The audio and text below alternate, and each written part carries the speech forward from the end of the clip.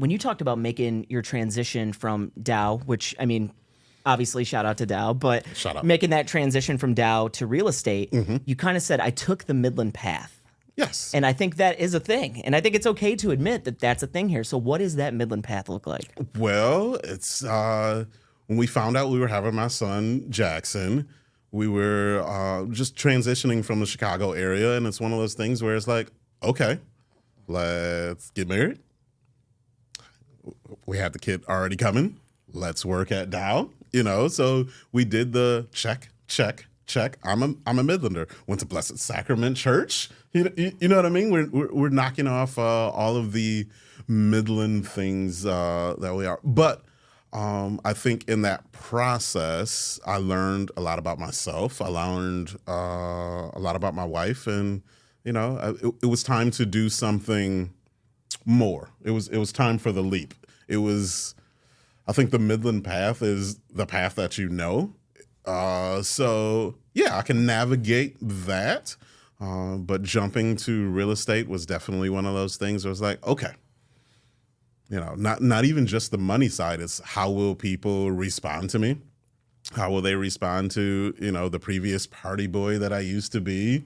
This is the biggest financial decision that you're ever going to make. Will I put that in Brandon Lewis's hands? Like, there's all of those things that you kind of lay in bed when, all of the noise goes away and you start really thinking about your life and who you are.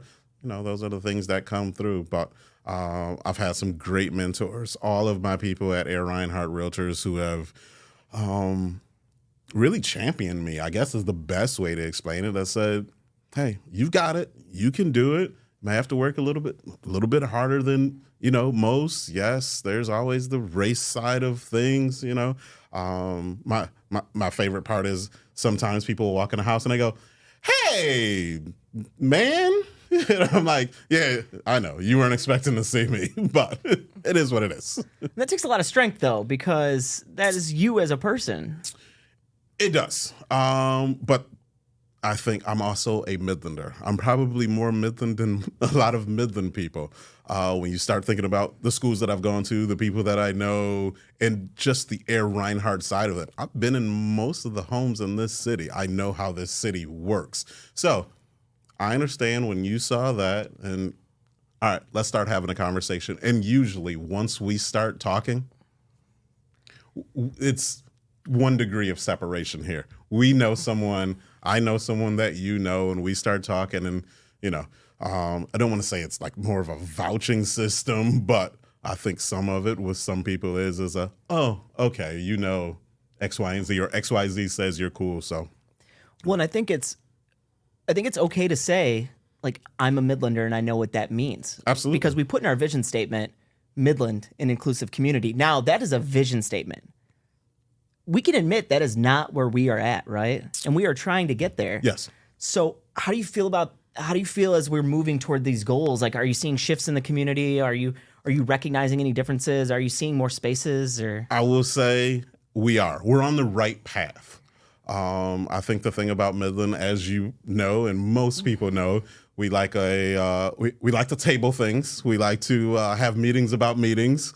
We're a little on the slow side. I keep saying I need to start a consulting service because Midland always wants to consult before they leap.